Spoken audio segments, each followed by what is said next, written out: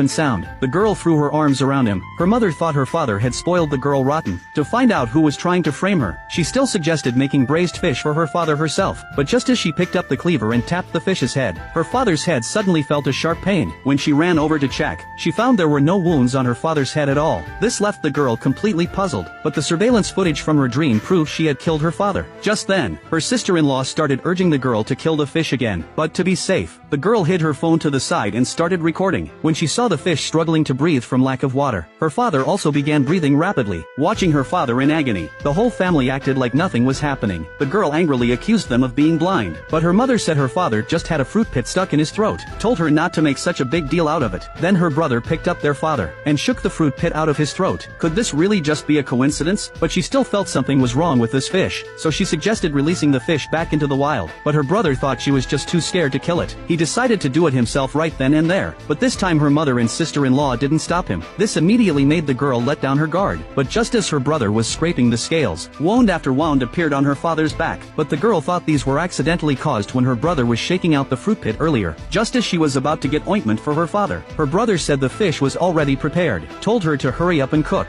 Her father also said he was perfectly fine. The girl quickly finished cooking the meal. She thought she had just been overthinking everything, but just as her father took a bite of the fish, he suddenly coughed up blood and died on the spot. While the girl was at a loss for what to do, her brother called for an ambulance, but it was the police and a medical examiner who showed up. After they took photos and collected evidence, the medical examiner asked what her father had eaten today. Her mother said he had only eaten some winter jujubes and fish. Then the medical examiner used a silver needle to determine the fish was poisoned. Her brother immediately slapped the girl across the face, demanding to know why she poisoned their father. Her mother also accused the girl of being vicious. The neighbors all believed the girl was the killer, but the girl wasn't about to be pushed around. She claimed her brother was the one who killed the fish, and said all of them had touched the fish. But what the girl didn't know was, the police and medical examiner were actually imposters. They had no intention of giving the girl a chance to explain. They immediately prepared to handcuff her. At this critical moment, the girl said she knew who the killer was, and claimed she had recorded the entire cooking process on her phone. All they needed to do was watch the footage to see who poisoned it. Her brother and mother suddenly looked uneasy, so the girl quickly handed her phone to the fake cop, and said her father probably didn't get poisoned from eating the fish. She asked the medical examiner to test the utensils her father had used. Her mother immediately got upset at this, because she was the one who had handed out the utensils for the meal. She cursed the girl for being heartless. Her brother also thought the girl was talking nonsense. He immediately prepared to teach the girl a lesson, but the fake cop stopped him, and said there was no need to test the utensils, because the evidence was right there in the phone. Then he showed the phone to the girl, and the video was playing the entire process of the girl poisoning the food. The girl was completely thrown into a panic. She frantically protested it wasn't her, but the fake cop claimed the evidence was irrefutable. He intended to arrest her on the spot.